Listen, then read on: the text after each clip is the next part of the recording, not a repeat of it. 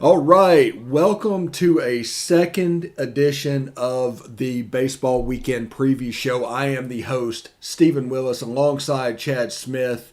And if we must have did a good job last week because they brought us back.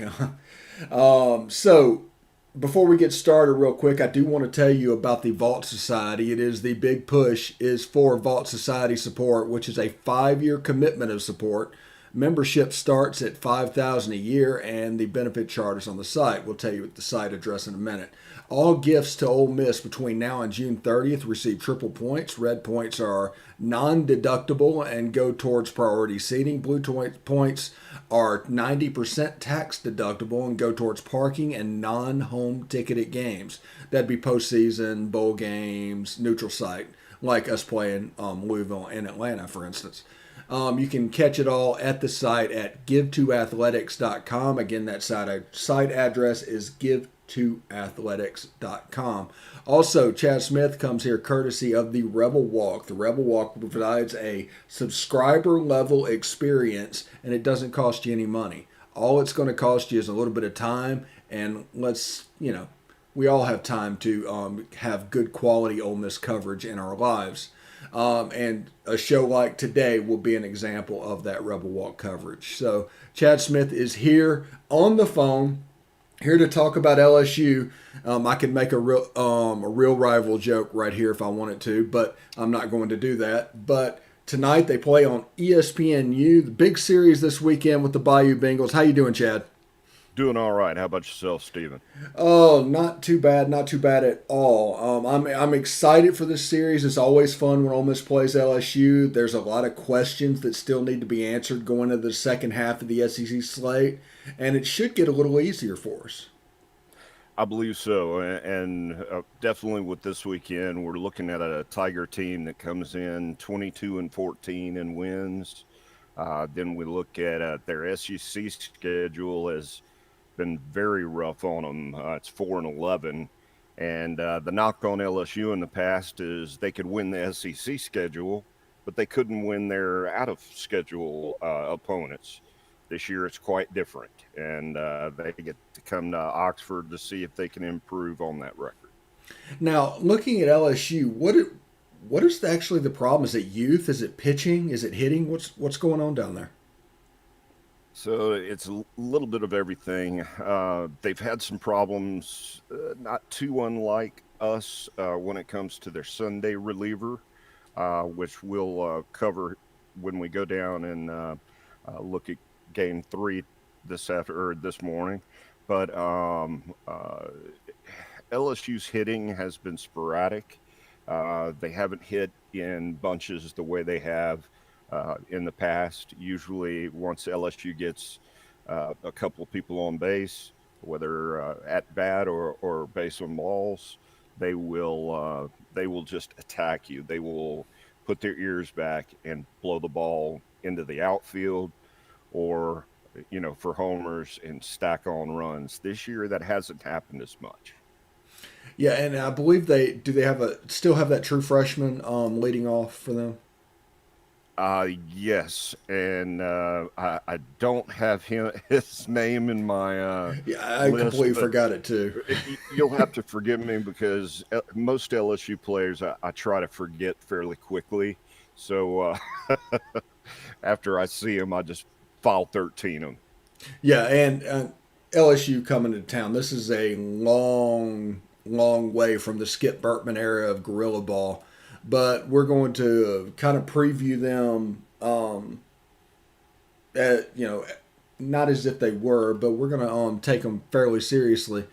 Um, LSU on Friday night, they're starting pitching. Who are we looking at? Well, since we're on not to correct you or anything, Stephen, we're starting on Thursday night tonight, That's right. and so I'll just say game one. So we're looking at Landon Marceau. He's a right-hander out of Destrehan, and he's 4-3 on the season. He's got a 1.6 ERA, and he's got 67 strikeouts to his tally so far for the season. Uh, He's a fairly big guy, 6'3", 180, and he throws with a 3/4 arm slot. Uh, his mechanics are very similar to the way that Gunner's mechanics are. Gunner has a very repeatable motion. You can see very little bit of movement in his windup and in his approach as he moves to the plate. Landon's very much like that, and he with those repeatable mechanics. Once he gets into a groove and settles into it, that's when he does his most damage. Wanda Marceau, is he a typical Friday night SEC guy, or is it a little bit of a step back from an LSU Friday night guy? So he is a full Friday night guy. His fastball will top out in the low to mid 90s, and he works the lower plane of the strike zone.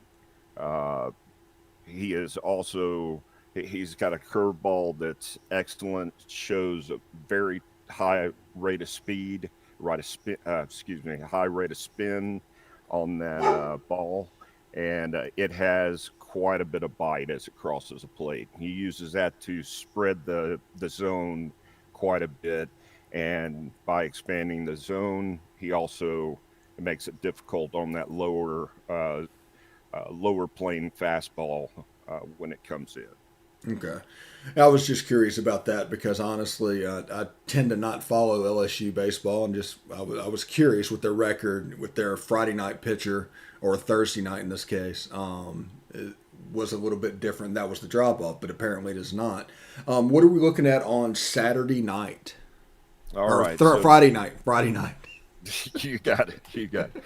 So Doug Nikhazy will come in, and Doug, as we all know, had a stellar weekend last weekend, coming off of National Player of the Week and SEC Pitcher of the Week. So he'll start against AJ Labas. Hope I'm pronouncing that right. I know with LSU players, they tend to pronounce the names a little bit different, but he is 2-0 on the season.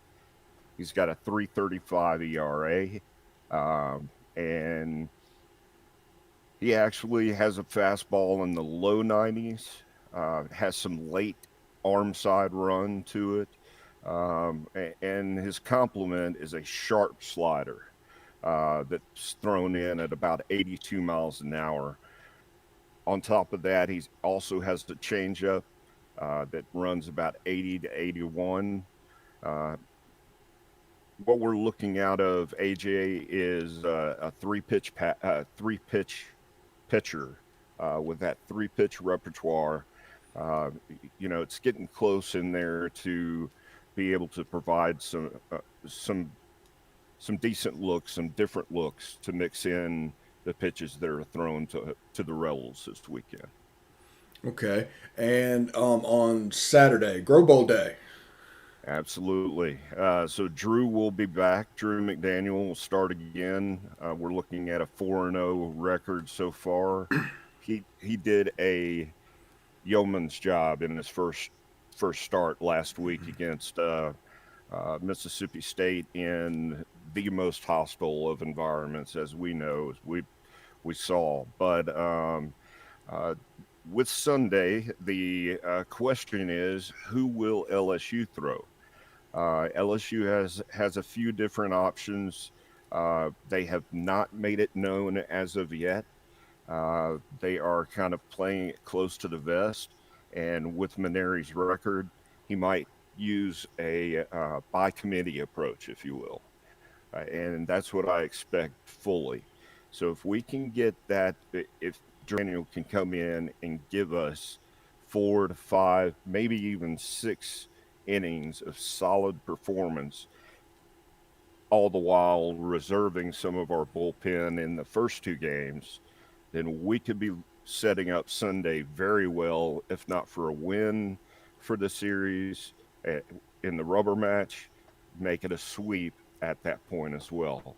But I expect all hands to be on deck for LSU. They do not want to go 4-14 to begin their SEC schedule.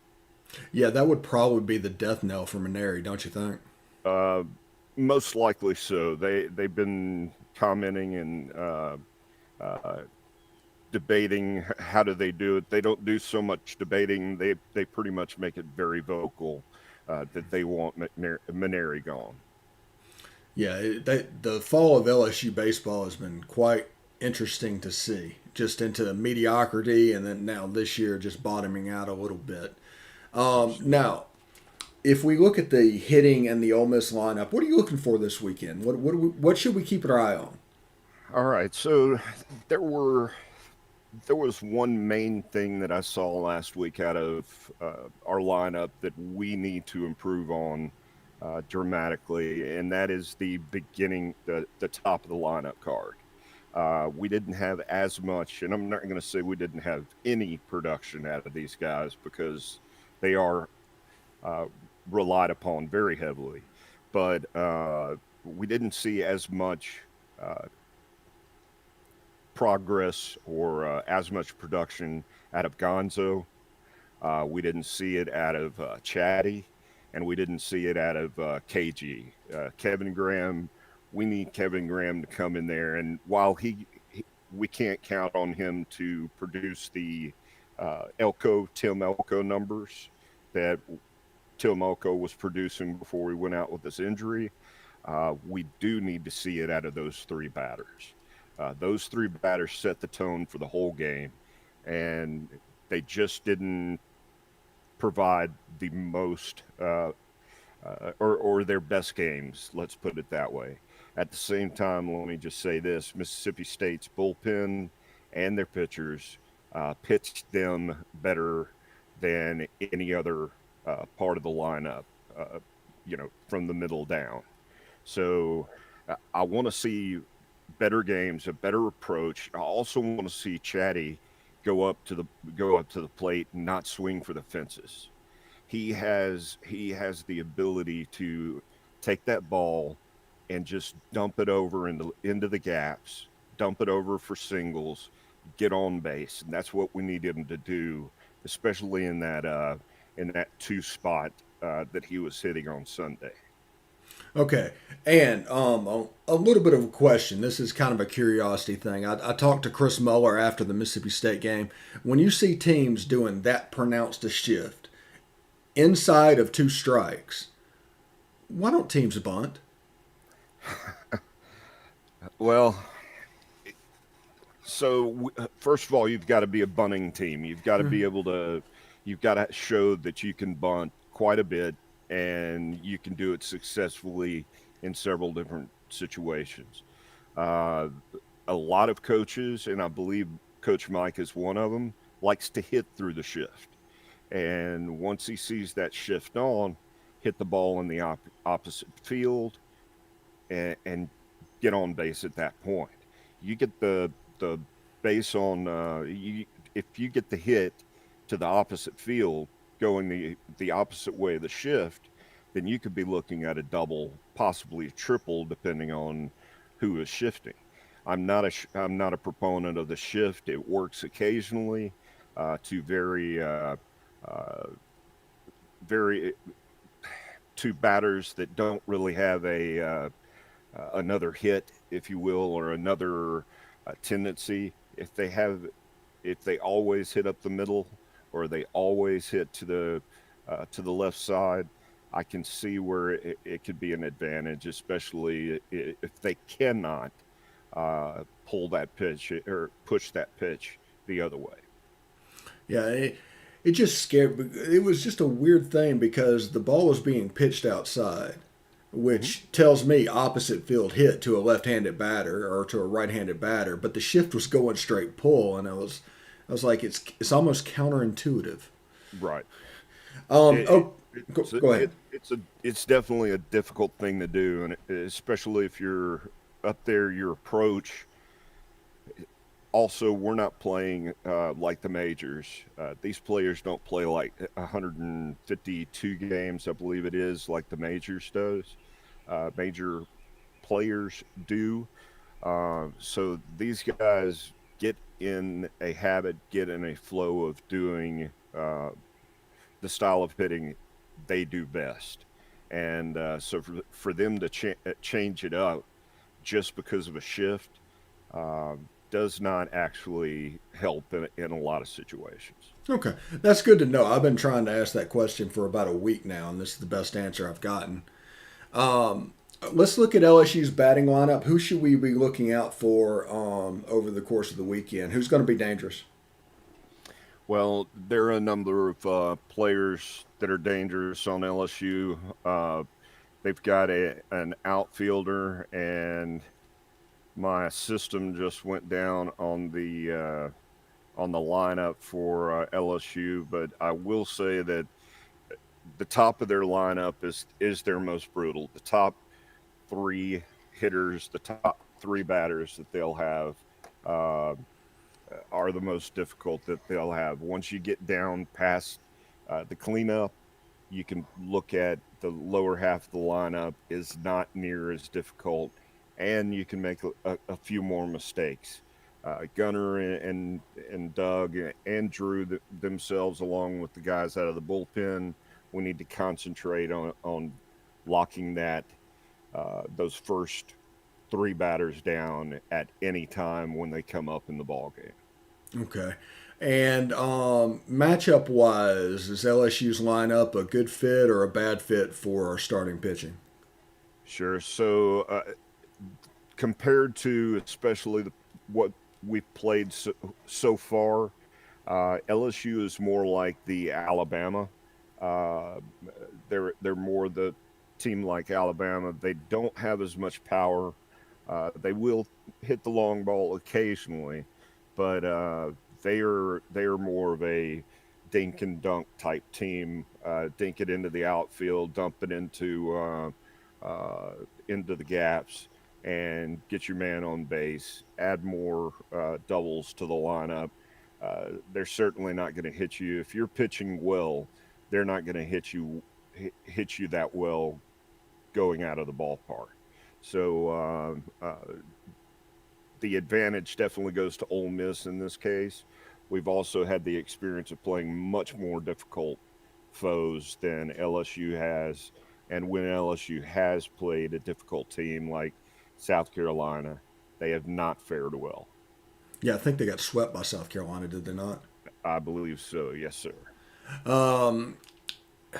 Well, that's very interesting, and it's like I said, it's always an interesting thing whenever you describe LSU, the creator of Gorilla Ball, as dink and dunk. It's crazy. Absolutely. If you think back to, and I grew up, I went to high school actually in about an hour and a half from Baton Rouge. And during the 90s, the only thing you heard about were the home runs coming from Alec Box Stadium.